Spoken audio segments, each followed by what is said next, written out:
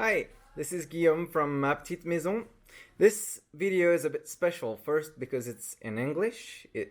It's a French channel, but this time, as we have a special guest from the US, we will have this video in English, and we'll have French subtitles available and also English subtitles, and the description will be in the two languages. This video is also different because the topic is to better understand the movement, the tiny house movement in the US, where it was born, and also in Europe, and especially in France. So we will have a bit of history, but also we will see legislation, and also we have a special guest whose name is Zach Francis. He used to build tiny houses, and now he is with his brother. He's the owner of a worldwide community called the Tiny House Community. We're going to learn a bit about his story and also why he went from building to building a community.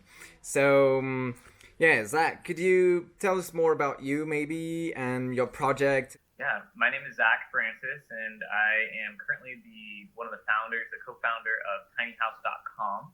And tinyhouse.com is a platform that is specifically to help educate and empower people who are looking to go tiny. And our tiny journey actually started about 7 or 8 years ago with my family.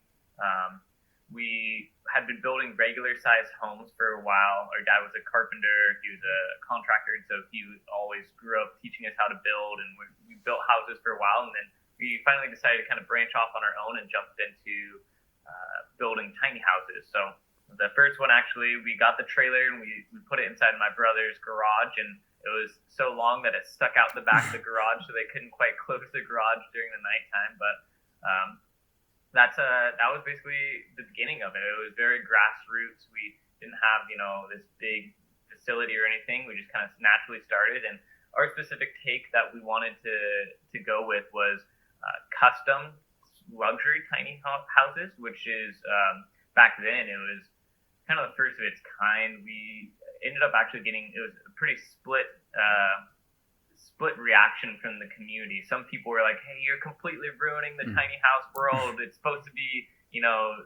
simpler, and it's supposed to be, cheaper, as cheap as you can get it." But then there are other people, and they're amazed by it. They're like, "Wow, I've never wanted to go tiny because of the tiny houses that I've seen were just kind of, frankly, not very clean or nice looking or anything." But when they saw the tiny houses that we're building, they were really inspired, and they're like, "Man, I could actually live in a tiny house that looks really good and clean, and has a really nice aesthetic to it, and actually has a lot of the luxuries that I like to live with." So we thought that it was a pretty cool win, even though at the end of the day we wish we could have pleased everybody. It just, we knew that we weren't kind of building for that side of the community and so on with our specific tiny homes. Not that we're against that style of living, as cheap as you can build it, completely reclaimed or anything. We're not against that. It just wasn't quite our goal for our company and how we were going to build our tiny homes. So we started building a couple tiny homes, and then we got picked up inside of, or some of our pictures got picked up in our story inside of Country Living, which is a pretty big publication here in America, which was, it was pretty exciting. It was, we had a massive influx of people on our website and so on. And shortly thereafter, we actually started getting a couple of phone calls from multiple different production companies, TV production companies, and they kept trying to hound us down to try to get us to, do a TV show with them. And at first we kept saying, no, we're not going to do it. We're not going to do it. And then finally, basically, one of the companies said, "Well, there's about a 1 in 1,000 chance it'll actually ever turn into a TV show. So just give us a quick little interview with us." And so we're like, "Okay, fine. Like 1 in 1,000 chance. Like, sure, we'll do it." So we're betting against the odds there, and it ended up that within about a 6-week period, we went from that first interview to a full-fledged,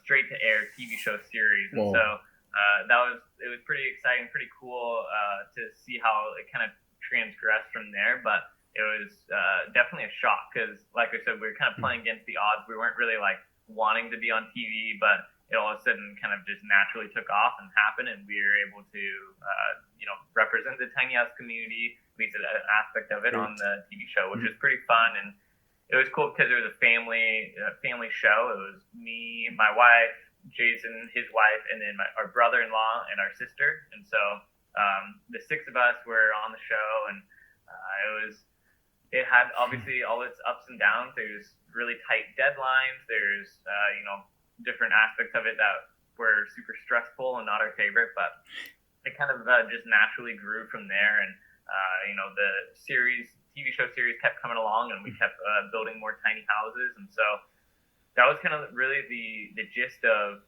our tiny house experience. We were building and filming a show and doing kind of all the above together at once, and it was a lot of fun. There's a lot of days that were just amazing, and there's definitely days where it wasn't so much fun, and days where we're having to work multiple hours, and basically the entire week having to work just in order to hit certain deadlines and such for the show. And also we're kind of pretty deep in it, and about after we started, all of our families ended up having kids throughout that kind of time of life, and we started getting to the place where man, we want to have a little more time to ourselves, time to our family, and so on. So we ended up passing the reins on of the company and jumping out of actually building tiny houses and doing any more filming. And so we're no longer doing any of that. But throughout that time, you had mentioned kind of the legalities and all of building tiny houses here. It was never an easy road. It was constantly complicated. That was probably the hardest part of building a tiny house company or growing a tiny house company. Was we had countless people who wanted to buy tiny houses from us.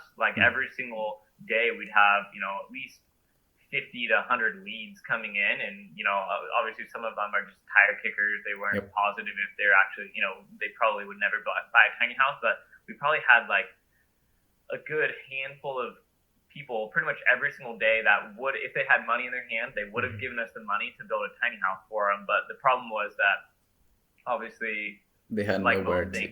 Yeah, they have. There's multiple different roadblocks. So for a lot of them, the roadblock was being able to afford it, since there's no good way to lend on a tiny house, especially back then. There's a couple of different options nowadays that are a little bit better, and it's kind of evolving in that sense. But back then, it was basically an unsecured loan, or you had to have the cash for it, or a private loan for it. So there was really, sometimes you could get away with an RV loan, because we technically were building RVs, just different materials. But it always seemed like a RV lending company would be all right, we'll lend on this, and they do 2 or 3 houses, and all of a sudden they'd be we're not doing it anymore. And so it would get our hopes up, and then it just get squashed again. And so that was probably one of the main reasons. The other couple of reasons would be places to park your tiny home and being able to hook it up to the different systems and so on. And obviously people can do it off grid, but if they're going to be inside of a city, that makes it a lot harder. And so the legalities behind places to park it, it was going back and forth, even just in our own state, in the state of Oregon that we were building in. It was, in the very beginning, it was pretty friendly and accepting of it. And then all of a sudden, kind of about a couple years in, they just got extremely hostile towards tiny houses. And it was basically no way, we're not going to, we're not going to permit them. We're not going to do anything. You're basically out on your own. We don't want to have anything to do with it. And we're come on, we're not really doing anything different. But it kind of ended up about a year and a half after all that was going on. They're sending us letters of hey, you're doing things wrong, in the sense of you're not supposed to be building tiny houses because we said that we're not going to permit them. We're not going to do whatever. We're well, at that point in time, we basically were only selling to people outside of the state of Oregon and sending our houses out of the state.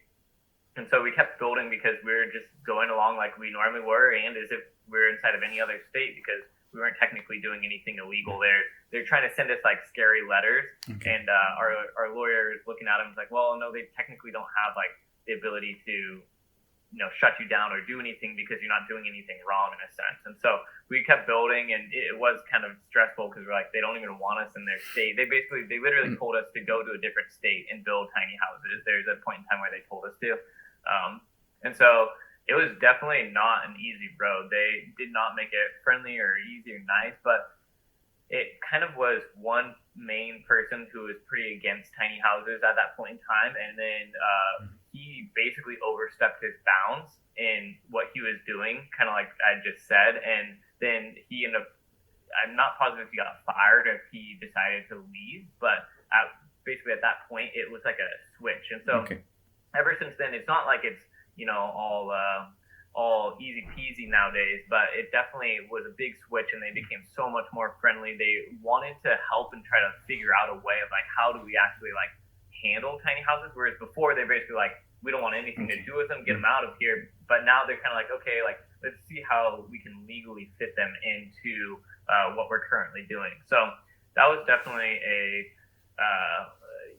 roller coaster, because it was like, everything was good and all of a sudden it was bad, and it would kind of go back and forth, and we didn't know where it was going to end up. But thankfully it ended up on the side of where they're actually like pretty friendly. And so Oregon is, I don't think it's the friendliest state to tiny houses, but it definitely is up there, which is pretty cool to see, because just as of like probably like 5 years ago, we were probably one of the most like aggressively hostile towards tiny houses, which is a pretty dramatic change in my opinion. So that's very interesting. So we talked about the legal aspect of it, and in France, as I said, we really have the impression that in the USA, as the movement is way bigger than in France and it has a couple of years in advance, we think that in the United States as a country, it's just you can go wherever you want and have a tiny house of 500 square feet and with no problem.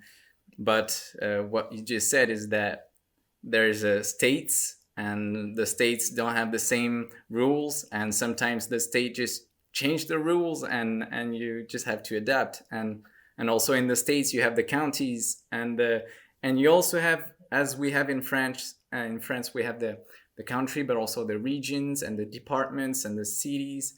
You have all that too, and a mayor could say, no, in my city I don't want this, even though the state is more is okay with that. A mayor could say no. Is that right? No, that's exactly right. And it literally is, because it's kind of in a gray zone area.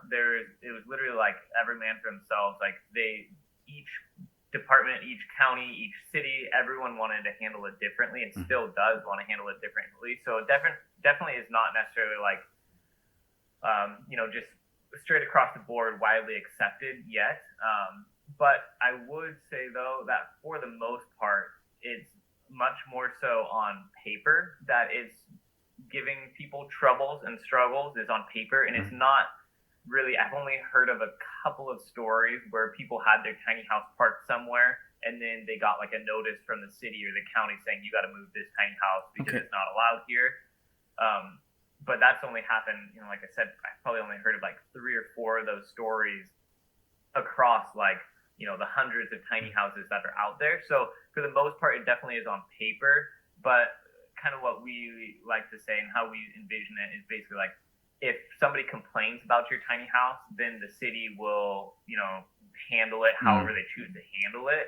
But if you have neighbors that are kind or people that aren't complaining about it, then like the counties and cities aren't really just gonna like come, post something on your thing just out of the blue and tell you to tow it away. But if you go to them and ask them about it, then they would, give you their opinion of how they, how it should be handled. So.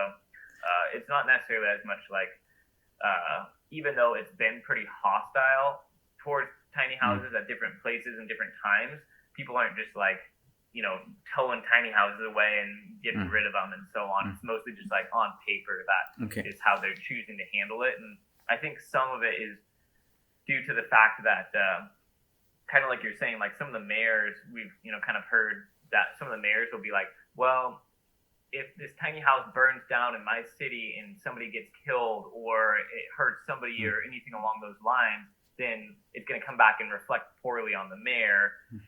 And it's like in some situations that is true, so they kind of have to protect themselves. But at the same time, like how many people just bring RVs or travel trailers and they park them somewhere and they live in the travel trailer full time, which that technically isn't really legal, and it is way more unsafe than the majority of the tiny houses out there. And it's like, that doesn't really make sense. It's just because like it's something new and they're like, oh, I got to protect myself over this new thing. Whereas in reality, like they have other more dangerous things happening all the time. So that's kind of the situation of the legalities here and so on. But it's definitely like a lot better than it was. And you know, especially in different cities, like Portland is pretty flexible and pretty, you know, reasonable with them. They won't necessarily give you like a green light permit for them. In certain situations, they will, but they'll definitely, you know, not mess with. They have like pretty strong rules and whatnot and guidelines that will protect you if you do have a tiny house on your property, and so then you don't have to really worry that they're just gonna, you know, kick it out. So that's great. They recognize it as a way to live. For real, like real house. And what I find interesting also, and maybe the difference between France and the USA is maybe about the people and the fact that you in the USA, you are maybe more open-minded to new things and to different ways of living, as in France where we are an older country with more traditions to living, and we like our old houses, and often we hear that neighbors would denounce you and like call the mayor or call the police saying, I've seen something, I think it's a trailer or maybe a tiny house and it's not allowed there. And no, definitely, like there aren't too many eviction stores, like tiny house eviction stores like that around here. Do you guys have any like travel trailers or RVs that people will just like park and live in, or is that pretty uncommon over there? I would say very uncommon. Okay. Yeah, I would definitely probably agree with that. And also, I don't know like too much of the history or backstory on all that sort of stuff, but there are like obviously like the gypsy kind of history that like kind of went through at least parts of Europe. I don't know if they went through France too much, but and there's probably some camp set up where, you know, people are just going to be like living there, whereas they don't really realize that like, you know, people who, at least in my opinion, most of the people who live in tiny houses kind of want to have like a little bit of a nicer life. They just want to live simply, and they don't want to have like a big mortgage that they're paying for. But it's not that they're just like trashy people. And in general, they're pretty minimalist, and so they have a lot less stuff. Whereas sometimes the people in like, at least here in America, the people in like the trailer park kind of different parks that are out there that are more like park models or trailer parks that are just like kind of cheaper mobile homes and that sort of a thing. Those people are not necessarily doing it for like the simplicity and the minimalist lifestyle. They're doing it a little more out of necessity, which isn't wrong or bad, but then sometimes they just have a lot of extra stuff that just kind of overflows and it starts looking a little more trashy, whereas at least in my opinion, for the most part, most of the tiny houses are like pretty respectable and pretty like presentable. So yeah, it's a bigger, you have to be involved in your project more than just buying a trailer or and you're right, in France it's not common to live in a trailer, and probably we have a lot the image of the in France, in Europe, we have people that have, I don't have the word, but traveling all the time with their trailer, and they are in group, and sometimes there are 50 trailers with maybe 50 families, and the regulation in France is not very clear, and so sometimes they just park somewhere on a, in a city, and they don't really, as you said, manage their the trash, and I think it contributes to the fact that sometimes in France we are not very open-minded with new ways of living, and for sure. No, I mean that would make sense if you're used to whenever you see a trailer that it kind of ends up piling up a lot of trash and junk and just kind of nastiness. Like you're not going to want those type of things around at all. But that's kind of like I was saying, most of the time. Pretty much all the time whenever I see like a tiny house, it's at least people who are wanting to be a little more respectable and they have like a life, you know, kind of a little more of like a life goal or vision and kind of direction that they're headed, rather than just like a caravan of like, you know, that sort of thing. So. And so when you talked about the roller coaster you had with the Oregon State, that was when you had the company, when you were still building tiny houses, and was it Right. close to the moment where you passed, you sold it or to someone else to create the community, or? Thankfully, the regulations had already kind of it had gotten a lot better by the time that we passed it along, and so we were yeah, it was basically because we owned the company for 5 years, and the first probably year and a half it was pretty decently friendly, and then for the next year and a half it was not very friendly at all, and then after that it kind of got a lot better. So something like another year and a half after, maybe 2 years after the regulations were better, we had still owned it. So we're thankfully on the back on the good side before we handed it off. But we were more concerned that we were going to have to like close down shop because we didn't really want to move because our family was kind of born and raised here and so on. So we didn't want to move to have to bring our entire facility somewhere else to build tiny homes. So we ended up, things ended up working out. So Great. And is it this? Is it only this part of the problems or difficulties of the legislation or the laws that made you want to create a community to be able to make a positive lobbying or to make things move in the good way? Or are there other points? How did you, why did you create this? Yeah, so it kind of all the above. There's obviously so many aspects of the tiny house movement community, and I think that the more that the community comes together and helps support each other and brings more knowledge in these different areas, it'll just naturally help the industry move further forward.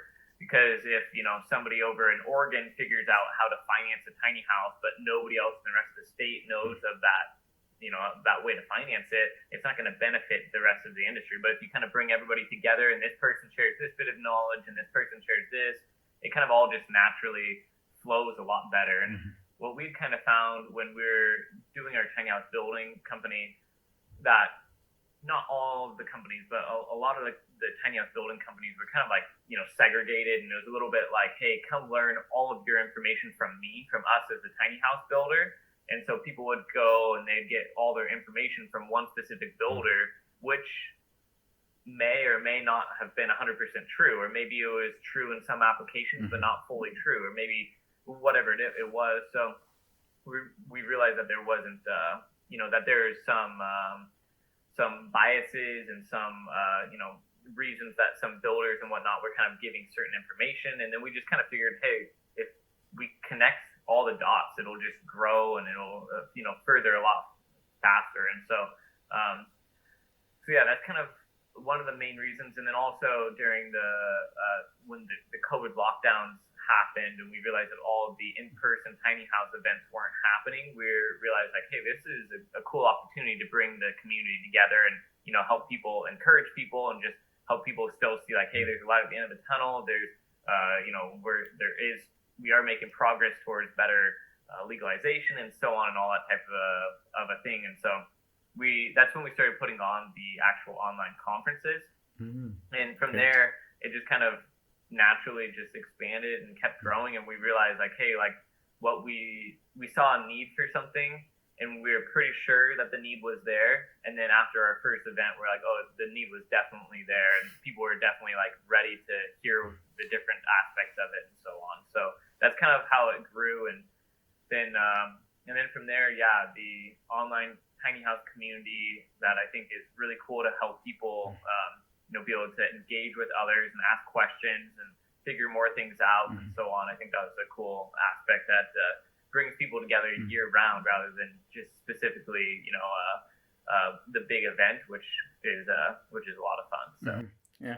Did you imagine when you created the community that it would go global, like worldwide, with like the last event you organized was a small event compared to the global conference, but you had 70 people, 12 countries were there and on different time zones, but they were there, 70 people. Yeah. When you created the community, did you imagine that? Yeah, no, we definitely didn't. We're pretty we pretty much had our sights mostly on America. We're like, hey, this is what we can do with America, and then all of a sudden we're like, man, like people from all around the world want a part of this, and they want to see how it grows. And we realize like, hey, if we can bring the knowledge that because America is probably one of the leading countries that's helping the different legalization of tiny house living and so on. We're like, hey, if we can bring some of this to all the other countries, and also there's quite a few countries that are doing things a lot further. They just might not have like the legalization, or they might not have quite the regulations that are like safety regulations and so on. So it's like, hey, there are definitely countries that have been building tiny homes for a long time, and America has not been building tiny homes, but we could take some of their technology as well and implement it. And then also just the aspect of being able to hear what's going on in the different countries. Kind of like what you're saying is over in France, you guys are like, oh, in America, it's all easy. So like we have a tough road over here, but in America, we're like, oh, well, some of these countries have it easy because they don't have regulations. And so they, that would be so nice. I was like, well, there's pros and cons to all the different sides of it. So I think it's a good way to, kind of level the playing field and encourage everybody to like that we have a common goal that we're headed towards. So it's a lot of fun. Yeah. Yeah. And what I like about this community is also that, you bring all the time new topics with expertise and new people with their own expertise on, for example, radiant floor heat or how to insulate tiny house, etc. And you have also people that are moderators of the community to avoid bad stuff that we see on Facebook and so it has a real value, and I really want to put that in front because you do a great job, and also it's your involvement and it's and it has a cost also for you. And for example, how many speakers do you have on the conference? I think we have like 30 plus speakers right now, something like that. So there's quite a few of them. To gather them, it's just a lot of time and effort. And I will put the link of the community and also the event, the conference, on the video description, and also on the article I will write. So French people, or even in the world as it is in English, maybe some people in the world will see this video and will want to join. And in the community, I will also make a screenshot to see that we have European group inside the community, etc. And so cool. No, that's awesome. We definitely appreciate that. And kind of going along with what you're saying, that's something that we think is really vital and valuable as well. The kind of community that's growing and coming together is truthful information that's filled with that's not false. There's definitely some like fake news or false ideals and things out there that are going on in the tiny house world, and that's obviously not what we want to be shared. And so that's what we're thankful for with the community, is that there's people who are moderating like us, and there's a handful of other people who are helping make sure that whatever is being shared is actually like legitimate information. And that's probably somewhat the scary part of some of the Facebook groups or like Instagram channels or anything along those lines that people could be posting false information, false things, and and people could latch onto it. That's not, which is not at all what we want to be having happen. So, we're super thankful that the community is,